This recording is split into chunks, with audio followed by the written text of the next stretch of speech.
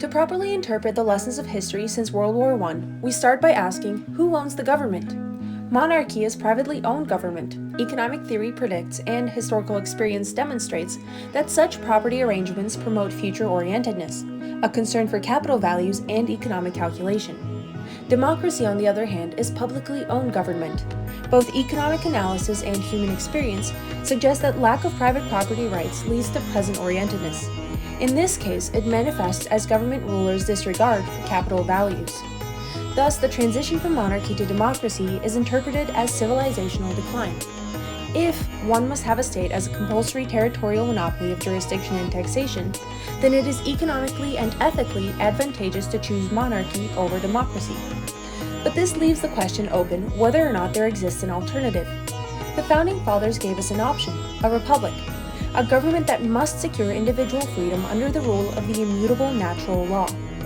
We have corrupted that form of government due to the usual combination of complacency, ignorance, and lust for money and power. While our republic decays into democracy that leads to oligarchy, anarcho-capitalists like Hoppe cast serious doubts whether the state can be justified, be it economically or ethically.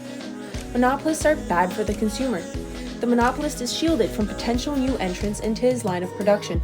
The price for his product will be higher and the quality lower than otherwise. The final arbiter of interpersonal conflicts determines unilaterally the price for this service. The power to tax is ethically unacceptable. A monopolist of ultimate decision-making equipped with the power to tax does not just produce less and lower quality justice. He will also produce more and more bads, such as injustice and aggression.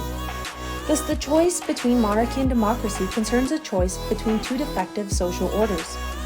Modern history provides ample illustration of the shortcomings of all states.